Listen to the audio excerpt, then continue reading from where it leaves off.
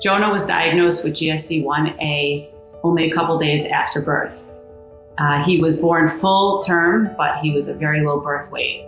So the doctors were suspecting that something might have been wrong. For low birth weight babies, they check their blood sugar, and his was registering low.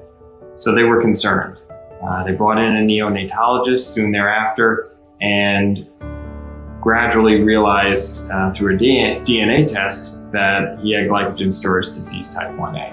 I'm living with GSD1A, also known as glycogen storage disease. It's a rare condition where someone's body doesn't process sugar correctly. This happens because of a missing enzyme that helps with how it's processed. Because of this, sugar builds up in the organs, causing them to not work properly. I've been lucky that nothing too serious has happened to me, but it can lead to things like poor growth, kidney failure, seizures, and even be deadly, especially in infants. We were actually really lucky that Jonah was diagnosed so young, because most other families have their child diagnosed because they wind up having a seizure or go into a coma. Once we knew what Jonah's diagnosis was, our job as parents was really just to keep him alive. And the way we were going to do this, and the way we were told to do this, is to keep this kid fed and his sugar levels stable. We had to feed him every 45 minutes in the beginning, day and night.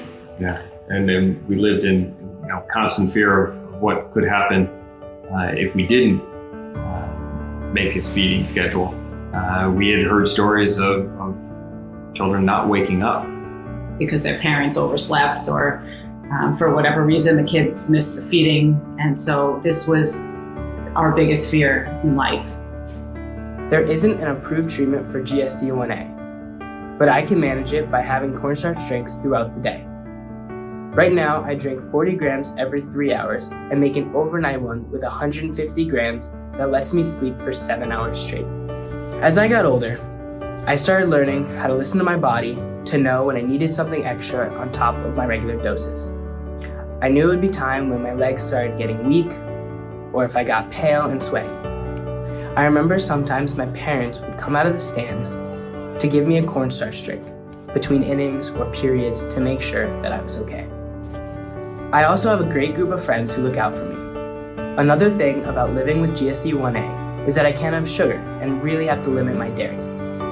Even though they knew that I knew, my friends would still say, "Jonah, I don't think you can eat that," or "Careful, there's sugar in this." And now Jonah's 19 years old and he's a college student. He's come a really long way. He went off to college and he now has to take care of himself. And it's really it's a really amazing thing that, he learned as we were learning how to take care of him. He knows how important it is and how everything that he does could have dire effects if he does it the wrong way. Currently, there are no approved treatment options for GSD1A patients other than the cornstarch regimen that Jonah is currently on right now.